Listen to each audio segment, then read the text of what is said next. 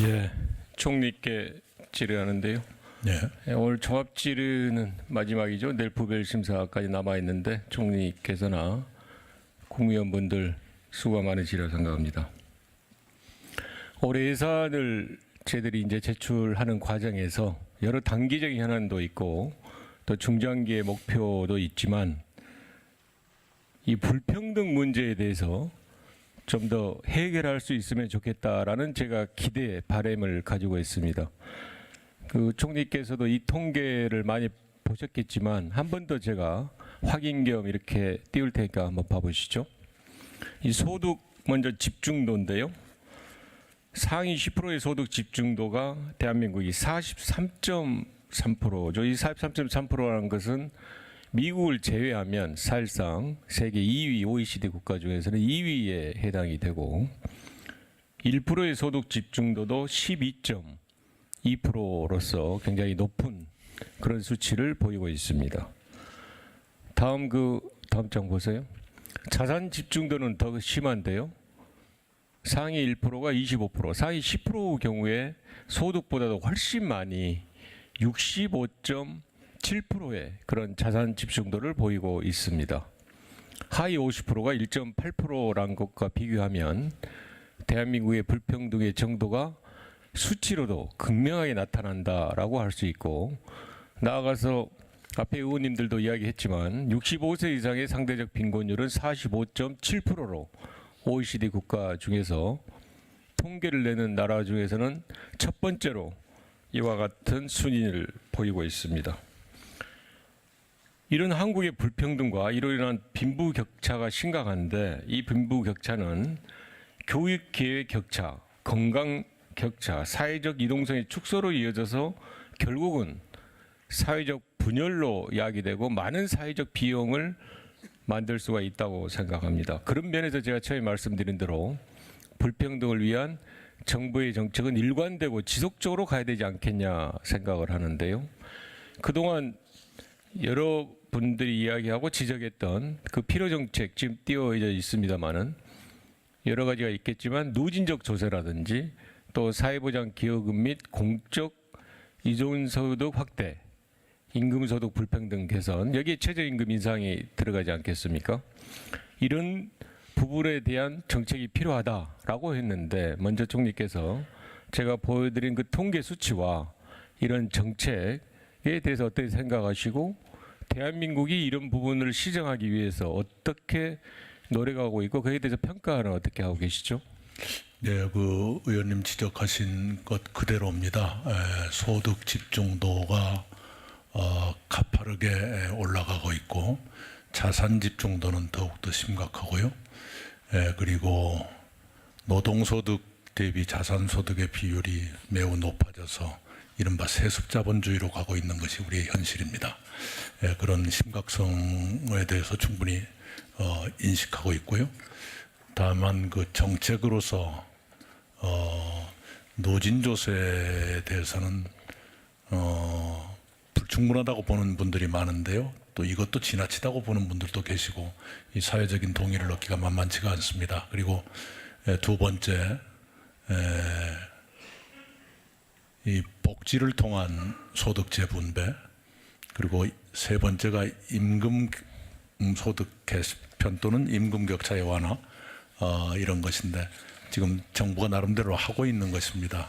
네, 그렇게 하고 이제 그 세습자본주의의 고착화를 어떻게 할 것인가, 여기에는 뭐 세금으로 하는 문제는 굉장히 많은 논란이 있을 거고요.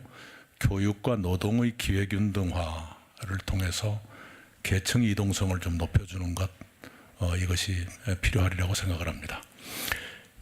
두 번째, 세 번째는 이제 총리께서 말씀하신 대로 그렇게 하면 되는데, 첫 번째 누진적 조세에 대해서 약간 유보적인 말씀을 하셔서 필요는 하는데 지금 우리가 지금 이 정도 가지고도 많은 논란이 있지 않습니까? 이 방에서도 논란이 있고요. 그 말씀, 우리 현실을 말씀드린 겁니다. 그래서 제가 다시 강조 겸 이제 제가 통계를 많이 생략했습니다만은, 예를 들면 조세와 공적 이전 소득을 통한 소득 재분배 기능이 조사 대상 24개국을 했을 때 23입니다. 또 국민 부담률, 그 세금과 사회보장 기여금을 합계하는 거죠. 이 국민 부담률을 퍼센티지로 보면 26.9%로 OECD 평균 34.2%에는 미흡하죠. 총리께서 어느 부분에 대한 이제 사회적 논란을 말씀하시는 건 모르겠지만 문재인 정부 들어와서 법인세를 지난 이명박 박근혜 정부에서 인하함으로 인해서 41조 이상을 대기업에 줬던 것을 다시 25%를 적용하고 소득세율을 40%에서 42%로 하는 것 등은 저는 필요하다. 그래서 물론 유보적으로 말씀하시지는 않으셨지만 누진 조세에 대해서도 또한 정부가 더 노력을 해야 된다라고 생각을 하고요. 지금 제가 이제 PPT에 올린 것은 그런 불평등을 시정하기 위한 어떻게 보면 최소한입니다. 이런 예산, 올해 예산에 반영되어 있는 건데 기초연금 같은 경우에는 13조 2천억, 기초생활보장 생계급여 6천억, EITC라 하죠.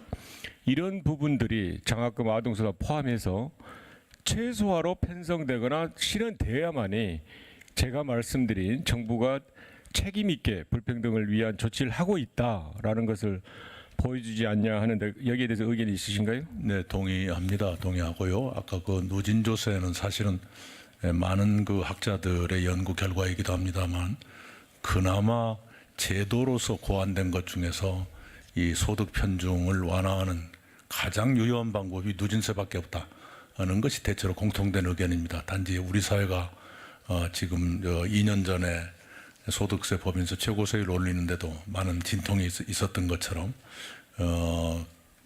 그 만만치 않은 문제다. 그것이 옳다는 뜻은 아닙니다. 네, 그런 현실을 말씀드립니다. 그러시죠. 다음 보여주세요. 이것은 우리 부총리께서 한번 보시고 의견을 주시고 총리께서 좀 보완을 해주시면 좋을 것 같은데요. 다행스러운 것은 하위 20% 가구의 소득 증감이 지난 2018년에 마이너스 8.0, 마이너스 7.0이던 것이 올해 1분기에는 그 가파르던 것이 마이너스 2.5%로 좀 나아졌습니다. 다시 말씀드리면 그 상위 20% 가구 소득이 2015년 4분기 이후에 13분기 만에 다소 완화됐다라는 저는 어찌됐던가 고무적인 이런 수치를 봤는데 거기에 대한 원인을 우리 부총리께 듣고 뭐 보완을 해보시든지요. 이게 일시적이냐 아니면 제대로 된 정책의 실천 효과냐라는 거에 대해서 그 원인을 정부에서 노인 일자리를 확대한다든지 기초연금 인상 등 정부의 적극적인 정책 개입 효과가 일정 부분 성과가 나온 거 아니냐라고 하는데 일단 부총리께서 어떻게 생각하세요? 예, 의원님 소득 하위 20%의 소득이 마이너스가 나온 거는 지금처럼 경기가 어려울 때 가장 소득 1분위가 타격이 커서 마이너스지만은 그래도 정부가 그동안에 포용 성장과 관련돼서 이전 소득을 갖다가 굉장히 보강함으로 인해서 저는 그와 같은 정책 효과가 나타났기 때문에 지금과 같이 감소율이 줄어들고 있다고 생각을 하고요. 실질적으로 저희가 정부 정책 전의 소득 분배하고 정부 정책 이후의 소득 분배를 비교하는 지수를 본다면 그 소위 정부 정책에 의한 소득 재분배 효과가 지금 시기가 가장 높게 나타나는 걸로 저희가 확인할 수가 있겠습니다.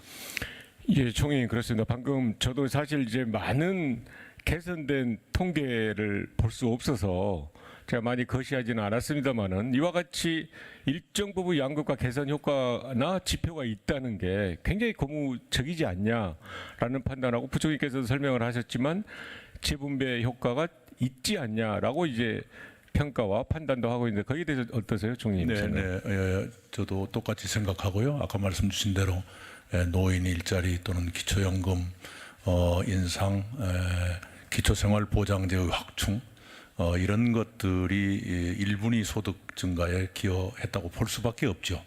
그분들은 그 외에 수입원이 크게 있는 것은 아니니까요. 그런 점에서 많은 논란에도 불구하고 지금 저희가 펴고 있는 정책은 불가피한 선택이었다 이렇게 생각합니다. 예, 그러시죠. 그리고 제가 이제 총리께 사실 몇 차례 이야기를 드렸던 건데요. PPT 없어야 되고요.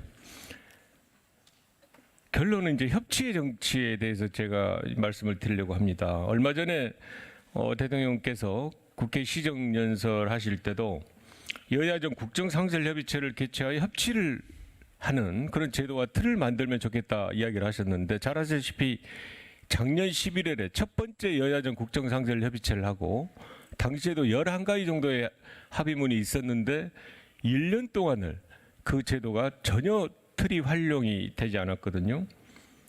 잘 아시다시피 이런 문제, 불평등의 문제도 또한 공정경제를 잘 가는 게 필요하는데 공정거래법 전면 개정안, 상법 개정안 등등이 전혀 국회에서 되고 있지 못한, 물론 저희들이 다 노력을 해야 되지만 국정원법, 국민권익위법 조직에 대한 정부 기관의 조직을 새롭게 만들어서 시행하고 있는 것조차 되지 않는 현실에서 패스트트랙이라는 법에 있는 절차를 진행하는 것조차도 논란이 되고 막혀 있는 이런 현실에 불구하고 저는 국회가 노력하고 또 야당에 대해서 그러지 말라고 하는 한편으로는 협치를 위한 노력을 계속해야 된다고 생각을 하는데 그런 것은 결국은 이례적인 것이 아니라 제도가 필요하다. 그 제도가 작년 하반기에 대통령께서 하셨던 야당 인사를 포함한 협치내각 제안을 했던 것이고 나아가서 이번에도 예산 시정연설에서 제발 여야정 국정상설협의체를 해서 이런 난제들을 좀 풀어보자 라고 이야기를 했는데 그 진전이나 진행 상황에 대해서 총리께서는 알고 계시나요? 네, 아시는 것처럼 진전이 없지 않습니까? 여야정 상설 국정협의체의 구성 합의와 첫 회의까지만 해도 나름의 기대감을 주었었는데 그 뒤로는 아무런 진전이 없고 사실상 유야무야된 상태에서 굉장히 암울한 생각이 듭니다. 지금 여야 간의 그 간극이 전례 없이 많이 벌어지고 있는 것이 헌정사상 최초의 탄핵의 여파인가 여러 가지 생각을 합니다만 그러나 어느 시점인가는 정치적 대타협이 한 번은 이루어져서 적어도 어떤 분야의 어떤 문제에 관해서는 여야가 대타협을 하자 또는 그 상설협의체 의제로 삼아서 거기서 큰 줄기를 합의하자 이 정도는 이루어져야 되지 않겠는가 생각을 합니다. 저 개인적인 제가 접촉을 한다든가 하는 것 가지고는 역부족이라는 생각을 많이 하고 있습니다. 역부족은 아닌 것 같고요. 총리께서는 사실 국정 운영의 중심도 잘 잡고 또 내각의 통할 능력이 역시 뛰어나서 많은 호평 또 높은 점수를 받은 걸로 알고 있습니다.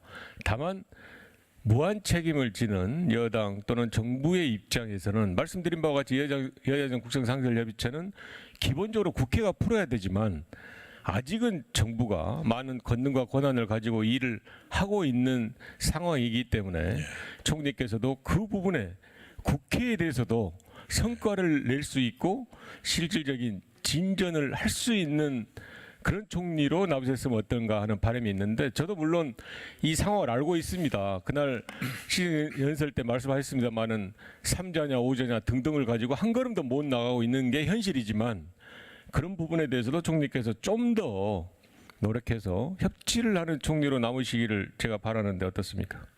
예, 장담은 못하겠습니다만은 잘 명심하겠습니다.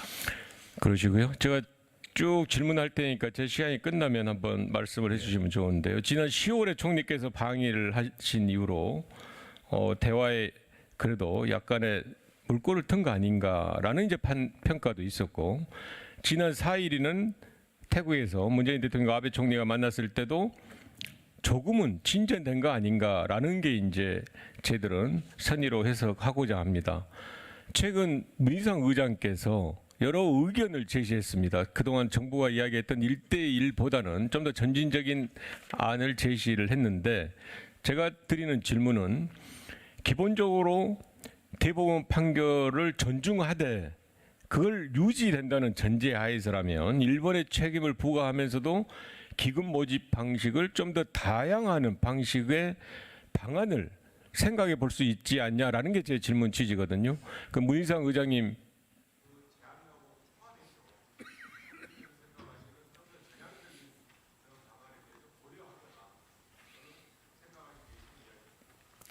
예, 생각을 여기서 공개하기는 좀 조심스럽고요. 분명한 것은 한국이 절대로 양보할 수 없는 전제가 있죠. 대법원 판결은 이행돼야 한다는 것. 그리고 일본이 양보하기 어렵다고 말하는 것이 있죠. 두 입장의 그것을 양쪽이 양보할 수 없다는 걸 살리면서도 접점을 찾는 지혜는 없을까를 골똘히 생각하고 있는데 만만치가 않습니다. 그리고 어느 경우에도 우리 강제징용 피해자들이 수용할 수 있어야 되고 국민들께서도 납득할 수 있어야 된다 하는 몇 가지 전제가 있기 때문에 만만치가 않은 상태입니다. 제가 아베 총리를 뵙고 또 문재인 대통령께서 아베 총리와 잠깐 만나셨습니다마는 그런 분위기는 분명히 있습니다. 이대로 둬서는 안 되겠다는 것은 있는데 일본이 모든 것의 전제에다 강제징용 문제를 한국이 니들 알아서 해결해라. 이걸 전제로 놓고 나머지 풀자고 하는 것이 지금 좀처럼 진척되기 어려운 그런 상태입니다. 물론 물밑에서 하고 있는 노력은 계속되고 있습니다만 낙관하기가 만만치가 않은 그런 상태입니다. 예, 수고하셨습니다. 다음은 존경하는 이종배 의원님 질의해 주시기 바랍니다. 네, 대한민국 중심골 충북 충주 출신 이종배 의원입니다. 문재인 정부 들어서 각종 경제 지표에 빨간불이 켜지면서 그 원인에 대해서 많은 논쟁이 있습니다. 그러나 본 의원은 이런 원인에 대해서 이런 잘잘못, 경제정책 실패 이런 것을 논하기보다는 지금 우리 경제가 놓여 있는 상황이 어떤가 한번 진단해보고 또 건설적인 정책 방향에 대해서 말씀을 드려보겠습니다. 여러분들이 많이 말씀하셨던 부분은 좀 생략하고 좀 다른 면에서 한번 접근을 해보겠습니다. 우리나라는 세계 최고 수준의 인구 고령화 속도, 또 낮아질 줄 모르는 청년 실업, 갈수록 벌어지는 소득 격차, 소득 양극화, 저성장 이런 일들이 이제 어제 오늘 일이 아니고 좀 고착화되어 가는 것 아닌가 하는 걱정이 있습니다. 이래서 이건 반등 기미가 보이지 않는 이런 상황, 경제 상황, 이것은 저성장 시대를 넘어서 장기 불황으로 넘어가는 것 아닌가, 이렇게 접어들고 있는 것 아닌가 하는 걱정이 듭니다. 그래서 장기 불황이라는 터널 앞에선 우리가 어떻게 해야 하는지 좀 고민을 해야 한다고 봅니다. 일본은 90년대 초 장기 불황이 시작되면서 잃어버린 20년을 겪게 됐습니다. 잃어버린 20년 일본, 버블 경제가 꺼지기 시작할 때 시그널들이 우리나라에서도 나타나고 있습니다.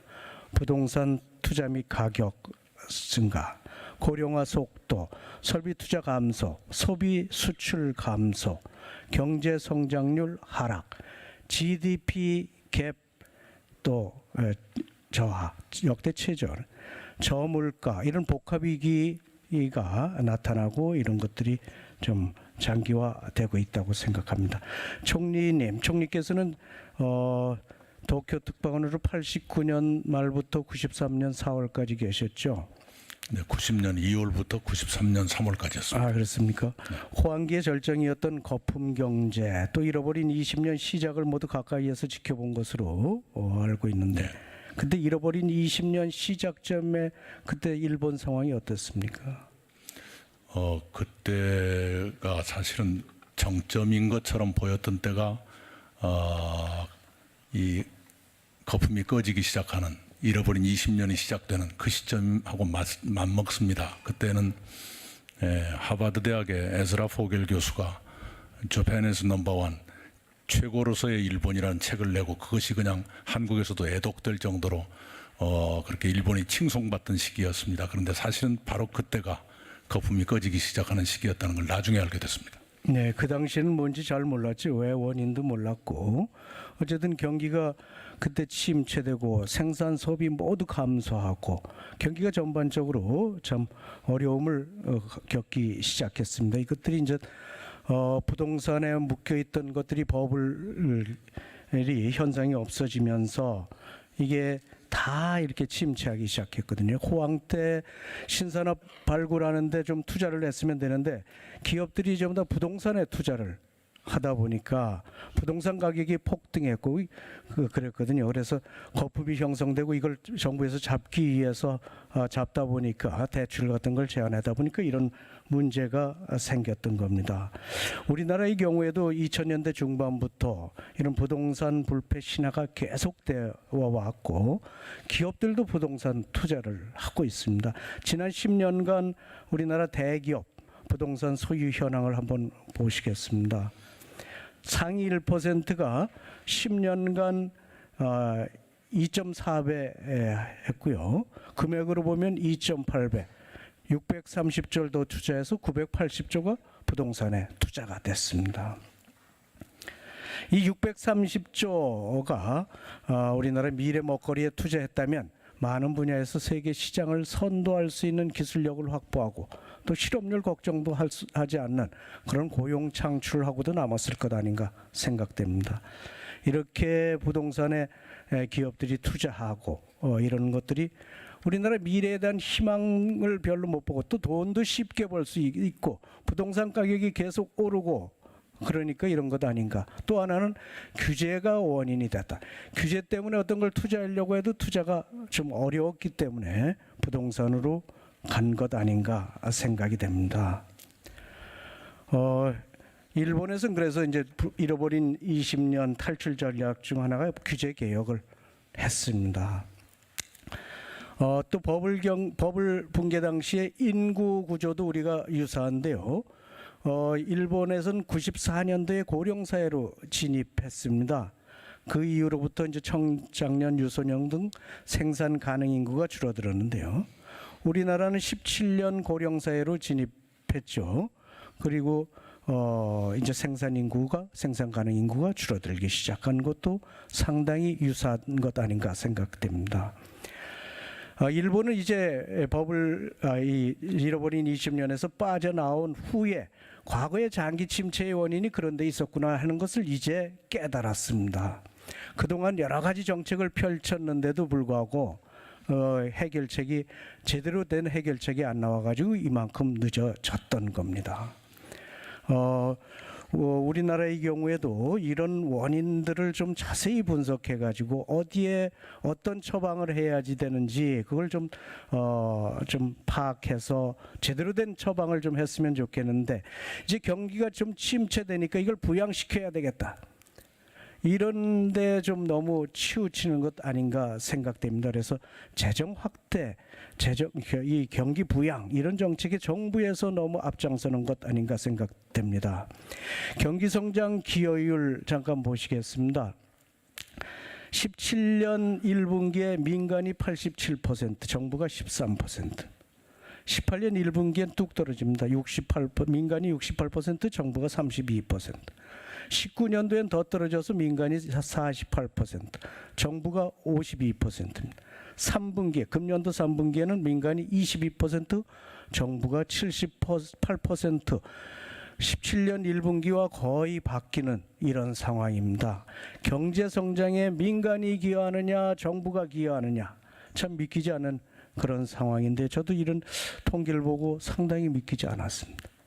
대부분 선진국이 민간이 주도하고 우리나라도 지금까지 민간이 주도해 왔는데 재정 주도로 이렇게 성장을 이끌려는 것이 과연 타당한 것인가 참 걱정이 됩니다. 우리는 시장경제 자본주의 국가인데 이런 국가주의 형태의 재정 만능주의 세금 주도 성장이 과연 가능한가. 이렇게 해서 경제를 살릴 수 있겠는가. 자칫 빚만 후대에 떠넘긴 것 아닌가. 우리가 다시 한번 반성을 해볼 필요가 있다고 생각합니다. 지금 2% 경제 성장률 유지하기 위해서 아직 몸부림을 치고 있는데 정부, 지자체, 공기업 모든 있는 거 다 긁어서 쓰자. 1조 8천억만 하면 0.1% 하니까 1.9%에서 2% 올리자 이랬는데 과연 이게 올바른 것인가? 예산 전부 다 이전용하고 예비비 끌어쓰고 이래서 투자를 할 것인지 참 걱정이 많은데 이에 대해서 어떻게 생각하십니까? 네, 의원님의 걱정하시는 충정에 저도 상당 부분 공감합니다. 저희가 저런 늪에 빠지지 않도록 항상 경계해야 하고요. 그리고 일본과 닮은 점도 있지만 일본과 닮지 않은 점도 있기 때문에 닮지 않는 것을 더욱더 기억할 필요가 있다고 생각합니다. 일본이 잃어버린 20년을 시작할 적에 신산업을 키우지 않았습니다. 그리고 대기업들이 우리처럼 과단성 있는 새로운 투자라든가 또 신속한 결단, 이것을 잘 못하는 것이 일본 대기업들의 큰 흠이었는데요.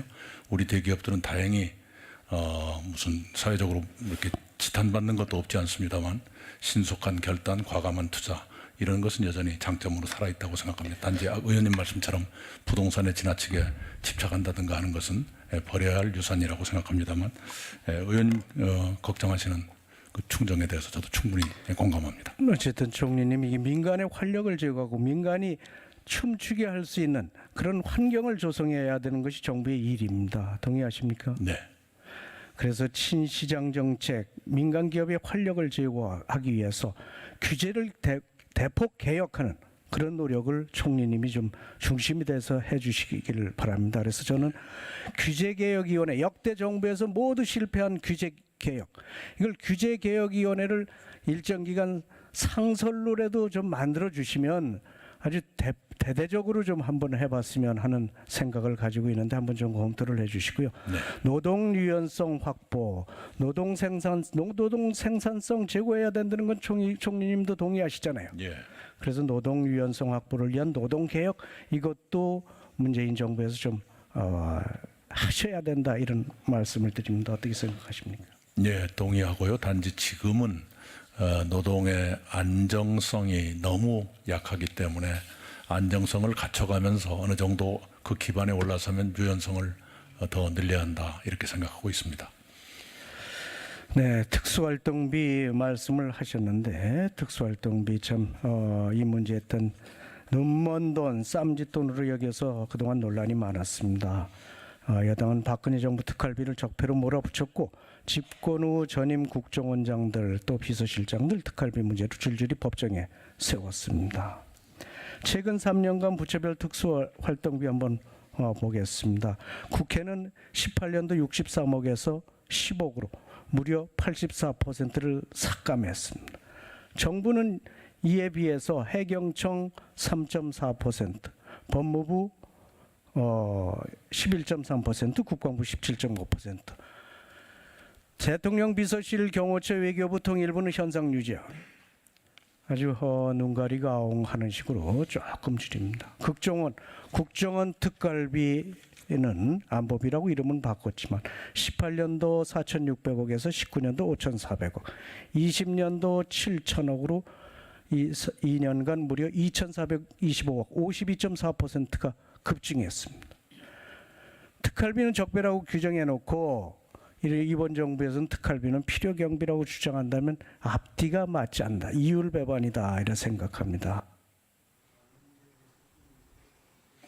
예, 의원님의 취지는 충분히 공감합니다. 다만 2017년과 비교하면 청와대의 특수활동비가 35% 감액됐을 겁니다. 내년도 예산안에 반영된 게. 저희 총리실은 39% 감액됐습니다. 국회가 특활비를 많이 깎으셨는데요. 그 대신에 업무 추진비는 좀 늘어난 것이 사실입니다. 이번 예산 심의 과정에서 그 필요성과 이런 것을 잘 논의해 주시면 따르겠습니다. 예, 수고하셨습니다. 이상으로 주질의가 모두 끝났습니다. 보충 질의하실 위원님이 계십니다. 보충 질의 시간은 답변 시간을 포함해서 5분입니다. 곧바로 보충 질의에 들어가겠습니다. 먼저 존경하는 성일종 의원님 질의해 주시기 바랍니다. 네, 성일종 의원입니다. 경제수석님, 부총리님, 총리님, 그 1차 질의 때 한 것을 연이어서 하도록 그렇게 하겠습니다. 그 현대자동차 그룹의 이 지배 구조를 오전에 1차 질의 때 보셨는데요. 현대자동차하고 가운데에 현대모비스가 있어가지고 5, 6천 개에 이르는 그 기업들한테 부품사한테 납품을 받으면서 통행세를 받았습니다. 그리고 현대모비스는 통행세뿐만 아니고 현대자동차에 배당금을 받아가지고 공장도 몇 개 없으면서 지금 보시는 대로 저 빨간색과 주황색을 따라가면 현대모비스가 지배하고 있는 거의 기업의 이 그룹의 거의 기업들을 다 지배하고 있습니다. 현대모비스가 납품을 하고 있는 회사로서 모기업인 현대자동차의 16% 일대주주이고 대주주입니다. 머슴이 주인 땅을 등기 권리증을 갖고 있는 거예요. 그런데 문제는 뭐냐? 이거 수술을 안 하면 안 되는 이유가 저 현대모비스에서 착취하고 있는 이 이익 구조가 현대자동차보다 높다는 겁니다. 다음 좀 넘겨줘 보세요. 2016년도에 보면 현대자동차의 이득률이 5.55%인데 현대모비스가 7.59%예요. 17년도에 현대차가 4.7%인데 현대모비스가 5.7%고 2018년도에 와서도 현대자동차 이득률이 2.5%인데 모비스가 5.8%입니다. 주인보다 머슴이 납품하는 회사가 어찌 이렇게 높습니까? 문제는 뭐냐? 지금 결론은 모비스를 현대자동차하고 합병을 시켜야 합니다. 그래가지고 여기서 현대모비스가 남는 이득의 절반씩을 중소부품업체에 넘겨주고 50%를 현대자동차가 가져가면 이 부품업체들이 경쟁력이 강화가 돼서 또 법인세가 많이 늘고 제가 볼 때는 고용이 많이 창출될 수 있다는 거예요. 지금 이 정부가 공정하는데 정말로 맥을 못 잡고 있습니다. 이 재벌 개혁을 해야 됩니다. 이 총수 일가의 사익 편취가 지금 상당히 문제가 되어 있는데 이 사익 편취를 어찌 막을 거냐 하는 거지요. 지금 공정거래위원회에서 이 사익 편취를 막기 위해서 상장 기업까지 비상장하고는 20%의 지분율 20%까지 가지고 있는 걸 확대를 하는데 의미가 없습니다. 정말로 필요한 것은 이 중간에 고리뛰기 하는 회사를 삼성도 있고 SK도 있고 한화도 있고 다 있습니다. 찾아서 이 회사들을 없애주어야 거래의 단순화를 통해 가지고 중소기업이 우리 산업 생태계의 주인공으로 등장할 수 있다는 것이지요. 부총리님, 그런데 이게 왜 그러면 이 큰 대기업 집단들이 이런 회사를 세울까? 상속 문제 때문에 그렇습니다. 우리나라에 상속세가 너무 많습니다. 아까 국세청장님께서 전 세수의 1%라고 그러셨잖아요. 맞습니다. 우리가 1%를 더 받게 그래봐야 3조 원 미만인데 이게 이 세수가 국가에 무슨 그렇게 큰 도움이 되겠습니까? 과감하게 이 부분을 저희는 정리를 하고 현대모비스를 현대자동차에 합병을 하면 하나의 부서로 가면 됩니다. 그리고 그 이득을 반반씩 나누어서 정말로 중소기업을 가려면 이 상속세를 대폭 낮추는 방법밖에 없습니다. 부총리님 이거 좀 어떻게 하시겠습니까? 검토하시겠습니까? 네, 의원님 뭐 정부가 뭐 이 세수를 걷기 위해서 상속세를 이렇게 뭐 세율을 이렇게 유지하고 그런 거는 아닌 것 같고요. 사실은 어떻게 보면 과세 형평성 차원에서도 이 상속세는 그런 측면에서도 저희가 현행 상황을 유지하고 있는 거죠. 이거를 정부가 제가 볼 때 제가 지금 여당의 정무위원들하고 협의를 많이 하고 있습니다. 많이 공감을 하고 있습니다. 정말로 우리가 개혁을 해야 합니다. 우리가 현장에 필요한 것을 맞춰주는 게 개혁입니다. 경제수석님 오전에 나와 계시지요? 네, 수석님 이거 청와대에서 손을 대야 합니다. 공정거래위원장님 여기 나와 계시지만 공정위에서 할 일이 별로 없거든요. 1년 내내 이 정부 들어가지고 공정거래위원회 공정경쟁을 한다고 하도 여러 가지 조사하고 했어봐야 별 효과가 없습니다. 문제는 이거를 혁파하지 않으면 제가 봤을 때 세제적으로 혁파를 해야 우리나라의 재벌 기업의 구조가 아주 선순환적인 밸류체인으로 쓸 수가 있어요. 이건 나는 청와대에서 검토를 하셔야 한다고 생각을 해요. 검토하시겠습니까? 모든 자료 제가 넘겨드리겠습니다. 제가 볼 때 이거 대통령께서 관심 갖지 않으시면 청와대가 관심 갖지 않으면 아무도 못합니다. 이 부분이 개혁이 되어야 정말로 중소기업이 살아나고 고용이 창출이 되는 겁니다. 지금 상반기에 자동차 부품 회사들 84개인가가 상장되는 48%가 적자 구조예요. 왜 그러냐?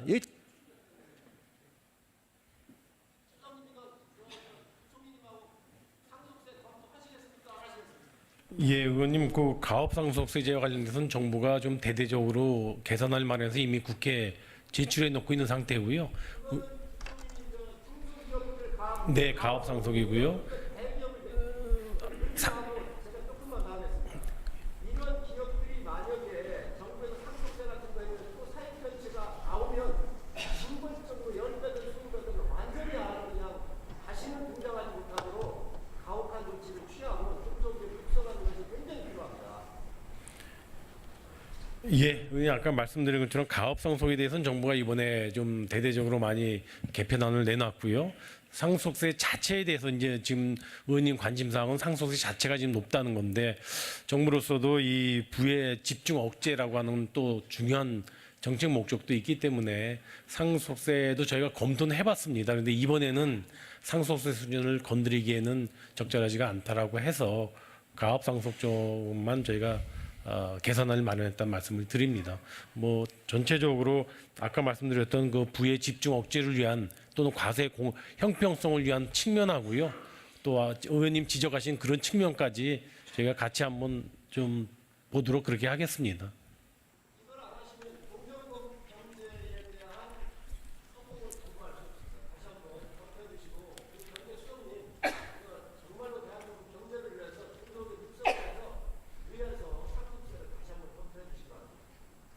네, 청와대 시민사회수석 출석하고 있습니다. 지금 의원님께서 말씀하셨던 지배 구조에서 옆으로 일종의 통행세 성격의 어떤 부당한 이득을 취함으로써 공급자 부품 업체들이라든지 결과적으로는 소비자에게 돌아가야 할 몫이 중간에 그 부당한 제도 합법적인 제도상의 불공정의 하나의 영역이라고 생각을 합니다. 이 부분에 대해서 더 적극적으로 살피도록 하겠습니다. 예, 수고하셨습니다. 다음은 존경하는 이현재 위원님 질의해 주시기 바랍니다.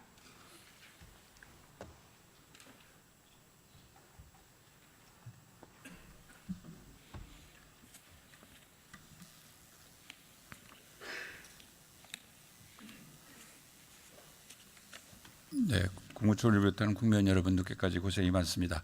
시간이 제한됐으니까 짤막짤막하게 답을 주시면 좋겠습니다. 경제부총리님, 본 의원이 앞에 질의했던 수도권 일반 광역버스 이 부분은 용역을 한다니까 내년에는 시범 사업을 엠버스와 합치 시범 사업을 할 수 있도록 좀 검토해 주십시오. 같은 교통난 해결이니까요. 아니, 네. 용역 결과가 나와야 아니 그러니까 시범 사업. 용역은 나오면 본 사업하는 거고 시범 사업을 좀 사전적으로 해서 준비를 해야 되는 거 아닙니까? 아니, 근데 시범 사업에 대해서는 검토를 해 주십시오. 이거는 그 용역 결과 그 사업 설계가 중요한 아니 그러니까 이거 엠버스도 시범 사업 하잖아요. 같이 시범 사업을 좀 해주라 이거죠. 시범을 해서 나와야 용역 결과 나와서 갈지 안 될지 알 거 아닙니까? 그렇게 좀 검토 좀 해주십시오. 우리 교육부총리님, 그 초등학교에 58학급 1,700명 정상입니까 아닙니까? 이게 너무 과밀학급이네. 과밀학급이죠. 예. 이게 미사강변 신도시라고 이런데 58학급 망월초등학교라고 58학급 1,700명입니다. 또 미사강변 초등학교는 57학급 1,644명입니다. 그래서 신도시의 교육 환경 개선하기 위해서 여기는 초등학교 둘, 중학교 하나가 필요하다고 그러는데 1년 이상 안 되고 있어요. 지금 결정해도 3년. 지금 우리 이 출산율이 0.97인데 아이들이 많다는 게 우리 대한민국의 미래거든요. 이 부분에 대해서 전향적으로 검토해서 조치를 좀 해 주십시오. 예, 교육청하고는 다 협의가 되신. 교육청하고 얘기를 하는데 해결이 안 돼서 교육부총리께 말씀드리는 겁니다. 대책을 해서 살펴보겠습니다. 예. 내일까지 좀 서면 답변을 주십시오. 네. 그다음에 보건복지부 장관님, 어린이집 관련해서 여러 가지 문제가 있는데 연장 보육료를 이번에 인상했는데 4대 보험료가 반영이 안 됐습니다. 아까 의원님 질의에 답변하셨죠. 네. 그다음에 연장 보육을 하는데 유아는 15명, 영아는 5명인데 80% 조건을 채우게 돼 있어요. 80%가 안 되면 어떻게 하느냐? 교사가 남아서 하라는 거예요. 그러면 교사가 밤 7시 반까지 하면은 지치고 교육이 되겠습니까? 그래서 이 80% 조건은 띄는 게 맞다. 두 번째로 연장 기본 보육이 오후 4시까지입니다. 연장 보육은 5시부터 시작해요. 4시, 5시, 1시간 누가 봅니까? 이 부분은 4시부터 해서 연장을 해줘야지 1시간을 기존 선생님이 보라고 하면 그게 되겠습니까? 세 번째로 우리 연장 보육 교사를 구하기가 굉장히 어렵습니다. 그래서 구할 수 있도록 그리고 이제 국공립 어린이집 있다 보니까 전부 글로 가는 거예요. 이거에 대해서 대책이 뭡니까? 짤막하게 답변 주십시오. 예, 검토가 앞에 필요하면 검토해서 서면 앞에 뒤에 말씀하신 것은 저희들이 현장 수요를 반영해서 좀 더 탄력적으로 운영할 수 있도록. 그래서 이게 탁상 행정입니다. 어린이가 15명 80%면은 12명 있어야 되는데 11명 있으면 안 되는 거예요. 기존 선생님이 보라 이거야. 밤일술까지 7시 반까지. 이거에 대해서는 본회의원이 얘기한 거에 대해서 내일 오전까지 서면을 주시고요. 또 이 급간식비 있지 않습니까? 예. 표준 보육비가 현재 2,000원인데 11년 동안 2,000원이랍니다. 초등학교는 얼마입니까? 잘 모르시나요? 잘 모릅니다. 2,700원이랍니다. 예. 급간식비를 2번 간식을 주고 점심을 주는데 11년 동안 2,000원입니다. 이게 말이 됩니까? 그래서 이거는 초등학교처럼 700원 정도 인상해야 된다. 누리과정 공통 단가도 7년 동안 동결이 돼 있는데 22만 원이랍니다. 이게 임금 많이 올랐잖아요. 물가도 올랐잖아요. 적어도 현실 반영해서 3만 원을 올려야 된다. 3만 2천 원이라는데 제가 2천 원 근거까지는 모르지만 이것도 3만 2천 원 올라야 된다. 답변 짤막하게 주시겠습니까? 예, 말씀하신 좀 뒤에 두 가지는 예산이 들어간 사안들이고 해서 저희들이 재정 담당 복지부 장관님, 예, 재정 당국하고 협의를 해주시고, 네. 저 홍부총리님, 이 문제는 미래 시대를 위해서 꿈나무를 키우는 겁니다. 지금 본회의에 제기한 문제에 대해서는 전향적으로 좀 검토해 주십시오. 예, 뭐 저도 그 네. 필요성은 내라고 하면 됐습니다. 그 다음에 국가보훈처 처장님, 네. 지금 내년도 6.25 70주년 행사를 하면서 예산을 150억 잡았는데 전부 전식성 행사예요. 그 참전용사 직접 지원 예산은 금년이 114억인데 56억으로 줄였어요. 이거 말이 됩니까? 우리가 국가를 위해서 고생한 분들에게 수당을 오히려 늘려줘야죠. 그래서 참전 명예수당, 무공자 명예수당 이거는 10만 원씩 인상을 더 하는 게 맞다. 네. 이 전시성 행사에서 뭐합니까? 진짜 그분들에게 혜택이 가야 지금 그분들이 네.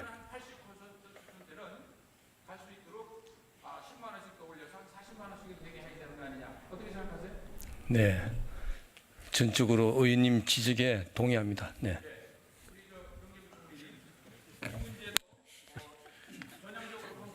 국가법이 나라를 위해서 목숨을 바치고 상위군경 팔다리 하는 분에 대해서 지금 무공자 참전 명예수당 무공자수당이 30만 원이거든요. 사병도 54만 원씩 내년에 다 올리잖아요.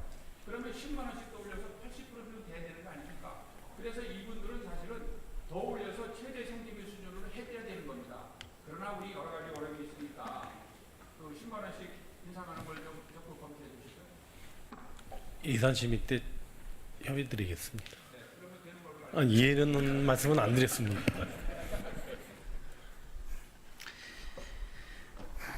예, 수고하셨습니다. 다음은 존경하는 김현권 위원님 질의해 주시기 바랍니다. 예, 부총리님. 대한민국 제조업 르네상스 전략에서 부품 소재 장비 산업뿐만 아니라 방위 산업이 중요한 한 축이 될 수 있다고 지난 결산 국회에서 말씀을 드렸는데요. 예. 방위사업청에서 방산혁신 지역특화 클러스터 구축 사업 계획을 세웠습니다. 방산부품 국산화 지역 혁신 거점도 만들고 중소벤처기업 육성하는 데 허브 역할도 하고 이런 계획인데요. 이제 이 혁신 클러스터를 통해서 중소기업에서 기술을 개발하고 제품을 만들었을 때 그것을 시험 평가하는 기능을 지원하는 것이죠. 네. 이 계획이 예산에 반영은 되어 있는데요. 보니까 가장 중요한 시험 장비가 예산에 반영되어 있지 않습니다. 이미 어떤 장비를 구입해야 할 것인가 하는 리스트도 다 나와 있는데 이 장비 구입을 안 하고 이 센터를 운영한다는 것은 불가능한 거지 않습니까? 그래서 굳이 속도를 늦추지 말고 한 해라도 빨리 이 사업을 앞당길 수 있도록 협력을 해주셨으면 좋겠습니다. 예, 의원님 지금 말씀 주신 대로 저희도 다른 장비 예산은 27억을 넣었는데요. 의원님 지금 지적하셨던 그 시험 장비 구축비 96억 요구가 있었는데 예, 예. 저희가 반영을 못했습니다. 반영 못한 거는 사실 지금 말씀하신 국방 벤처센터 한 개소를 예. 어디에다가 설치할지 부지도 아직까지 최종 확정이 안 돼 있고요. 어떤 장비가 필요하다는 거에 대한 수요도 아직 준비가 좀 덜 돼 있어서 저희가 이거 필요하지 않다는 게 아니고 지금 그런 클러스터 사업 계획이라든가 장비 확보 계획이 좀 미진해서 돈 넣기가 어려워서 안 넣는데요. 뭐 저희가 이 사업에 차질이 없도록은 하겠습니다만 지금은 어느 규모가 적정하고 뭘 사야 될지 몰라서 저희가 돈을 반영할 수 없었다는 말씀을 드립니다. 방위사업청에서 잘 준비하지 않겠습니까? 예, 뭐 다른 아마 유사한 장비가 다른 기관들하고 어떻게 중복되는지도 좀 사전 체크가 필요한데 그런 작업이 안 돼 있어서요.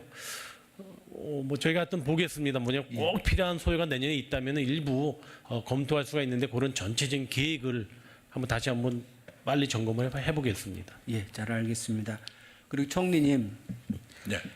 아프리카 돼지열병이 농장에서 발병한 지가 며칠 마지막이 됐죠? 10월 9일이었습니다. 그렇죠. 10월 9일이었죠. 내일 모레면 한 달, 그죠? 네. 그러면 잠복기도 훌쩍 지나게 되는 거죠. 네, 그 야생 멧돼지 이 요인을 뺀다면 그렇습니다. 예. 그 발병을 안 했으면 좋았겠지만 북한과 인접해 있는 상태에서 언제든지 발병할 수밖에 없는 상황이었습니다. 그런데 전 세계에서 아프리카 돼지열병이 발병하고 나서 지금처럼 이렇게 빠르게 진정시킨 사례가 없습니다. 그래서 지금 전 세계가 대한민국 사례를 주목하고 있고요. 저는 총리님하고 우리 농림부 장관님을 비롯해서 이 업무에 종사해 주신 정부 관계자들에게 진심으로 고맙다는 말씀을 드리고 싶습니다. 감사합니다. 정말 고맙습니다. 네. 제 질의는 이걸로 끝났고요. 오늘 오전에 제가 그 태비 부숙도에 관해서 질의를 좀 했는데요. 혹시 총리님 하실 말씀 있으면 한 말씀 좀 해주십시오. 제가 한우 농가를 꽤 다녔고 그 퇴비사를 많이 봤는데 거기에 그런 부실함이 있는가 아까 의원님께서 화면으로 보여주신 그런 메커니즘을 제가 처음 알았어요. 한번 농식품부하고 상의를 해보겠습니다. 그리고 특히나 그 건폐유료에서 빼는 문제가 도움이 될 수도 있겠다는 생각이 듭니다만 좀 상의를 해가지고 결론을 내도록 하겠습니다. 예, 고맙습니다. 마치겠습니다. 예, 수고하셨습니다. 다음은 존경하는 주광덕 의원님 질의해 주시기 바랍니다. 예, 경기 남양주 병지역구 출신 주광덕 의원입니다. 국무총리를 비롯한 국무위원과 정부위원님들 늦은 시간까지 수고 많으십니다. 우리 김현미 국토부 장관 계신가요? 네. 예. 10월 말일 날인가요? 관계부처 합동으로 광역교통 2030 발표했죠. 네네. 이제 대광위에서 각계 의견을 수렴해서 우리 광역교통 문제 해결을 위한 중장기 정책 방향을 담은 그런 어떤 구상안이라고 보면 됩니까? 네, 구상입니다. 예. 그렇지만 이제 수도권의 교통난을 겪고 있는 주민들 입장에서는 이게 뭐 어떤 법정 계획은 아니지만 정부의 구상이고 광역교통에 관한 중장기 정책 방향을 담고 있기 때문에 네. 굉장히 관심과 이런 게 많은데 저희 남양주시를 비롯한 수도권 동북부 지역 주민들 입장에서는 현재 교통난이 굉장히 심각하거든요. 네네. 이 외곽순환 고속도로에도 과거에는 부천 지역이 많이 막혔지만 지금은 태계원 IC에서 판교 쪽으로 그 구간이 훨씬 더 많이 막힌다는 것은 객관적인 데이터로 나오고 있단 말이에요. 네네. 그래서 이쪽 지역 특히 신도시 입주한 주민들 또 앞으로 신도시에 입주할 주민들 입장에서 보면 이 교통지역 만들어 놓고 이 발표 내용이 수도권 동북부의 교통대책에 관해서는 기존에 이미 신도시 택지개발 발표할 때 한 거 이상으로 특별히 없다. 그래놓고 무슨 정부가 이렇게 자화자찬이냐 이런 비난이 많고 특히 이 지역에서 이제 주민을 대표해서 의정활동하고 있는 뭐 국회의원으로서도 상당히 주민들에 대한 비난을 강도 높게 받고 있습니다. 그 이제 동북권의 구상에 대해서 구리 남양주 축 철도 서비스 확대를 위한 철도 확충을 검토하겠다 이렇게 돼 있고요. 네네. 또 한 가지 이번 구상에 반영되지 않았지만 향후에 관계부처 간의 협의를 통해서 제4차 광역교통 시행계획 수립 과정에서 네. 검토할 과제로 6호선과 9호선의 이 동부권 말하자면 구리 남양주 쪽의 연장을 검토한다 이렇게 돼 있습니다. 네네. 그것에 대한 의미가 어떤 것인지 말씀을 해주시기 바랍니다. 그 전에 먼저 의원님께서 아까 퇴계원 광교의 순환도로의 정체 현상을 말씀하셨잖아요. 근데 예. 그 부분은 저희가 지난번에 3기 신도시 할 때 말씀을 드렸었는데 그래서 그 부분에 대해서 지하도로를 뚫어서 복층화한다라는 계획을 말씀을 전해 드렸었고 예, 그건 이번에 반영됐고. 포함이 되어 있습니다. 예, 예. 그리고 이제 9호선, 6호선과 6호선 연장에 9호선을 관한, 연결하는 문제는 6호선을 지금 그 박홍근 의원 상봉에 있는 그 6호선을 남양주로 연장을 하는 그 안에 대해서 지금 지역에서 의견 제시가 있어서 저희들이 검토를 해보고 있는 거고요. 9호선 같은 경우에는 지금 미사에 와 있는 그 지하철 9호선을 남양주의 다산과 왕숙을 연결하는 노선으로 저희가 지금 검토 중에 있습니다. 그런데 저희가 지금 이렇게 검토 드린다는 얘기들은 일종의 사전 타당성 조사를 하고 있다라는 이야기고요. 그런데 이제 이게 실질적으로 법정 계획이 되려고 한다면은 4차 철도망 계획을 세울 때 저희들이 본격적인 타당성 조사, 그다음에 거기에 따라서 재원의 분담이라든가 이런 문제들에 대해서 같이 고민을 한다는 얘기고요. 여기서 어느 정도의 타당성이 검증이 된다면 법정 계획인 4차 철도망 계획에 반영하게 되고요. 국가 철도망 계획에 반영하게 되면 이제 예타에 들어가게 됩니다. 그런데 9호선 같은 경우에는 제가 전에도 말씀을 드렸듯이 여기가 이제 그 다산 신도시 개발이고 왕숙 신도시 개발이 있기 때문에 여기에서 주민들의 그 분담금이라든가 이런 것을 통해서 상당 부분 재원 마련을 할 수 있는 방법들이 있기 때문에 그 막연한 검토보다는 좀 더 구체성이 높은 그런 사업이라고 저희들은 보고 있습니다. 그러니까 4차 국가 철도망 계획 이제 내년에 수립할 거 아닙니까? 네네. 거기에 함께 이제 거기에 지금과 같은 본격적으로, 여러 가지 제반 상황상 네네. 반영될 확률이 굉장히 높다. 그래서 네. 이 구상 아니지만 그 검토라는 말에 상당한 의미가 있다. 저희들이 지금 그리고 재원 분담 문제에 대해서 그 지방공사 또 그 LH와 신도시 개발하는 LH 그 주체들의 분담 문제 이런 것들에 대해서 함께 모색하고 있습니다. 그러니까 상당히 긍정적으로 보고 있다 이런 말씀을 하시는 거지요. 네, 저희가 그런 얘기들 몇 번 지방자치단체와 협의할 때도 말씀드렸었는데 잘 전달이 잘 안 된 것 같습니다. 예. 예, 주민들의 우려를 불식시키기 위해서라도 좀 아무튼 그 재원 분담의 주체가 될 수 있는 지방공사라든가 지방자치단체 뭐 함께 논의해 보도록 하겠습니다. 예. 예, 수고하셨습니다. 다음은 존경하는 심재권 의원님 질의해 주십시오. 네, 심재권 의원입니다. 교육부총리님하고 보건복지부 장관님께 의견 말씀드리고 짧게 드리겠습니다만은 함께 답변 말씀 주시면 고맙겠습니다. 직업 교육을 받은 고등학생을 취업으로 유도하고 사회에 정착할 수 있도록 장려금을 주는 고교 취업 연계 장려금이 작년부터 시작이 됐습니다. 네. 아주 좋은 제도라고 보고 문제는 이 고교 취업 연계 장려금 단가가 좀 더 높여져야겠다. 또 현장 실습 지원도 조금 더 인상되어야겠다. 이런 의견을 갖고 있습니다. 부총리님의 그 말씀을 듣고 싶고요. 또 하나는 그 요즘 뭐 대학 입학의 공정성이 대단히 문제가 되고 있습니다만은 입학제도의 공정성 및 투명성을 강화하도록 교육제도를 이끄는 게 필요하고 따라서 입시를 준비하는 학생에게 대학의 입학 정보를 충실히 제공해 주는 게 대단히 필요하다고 생각합니다. 그리고 그런 그 대학들에 대해서 일정하게 또 우리 교육부에서 인센티브를 주고 있는데 이것도 이 내년도 예산 올라온 거 보니까 많이 부족한 것 같아요. 좀 검토해 주시기 바랍니다.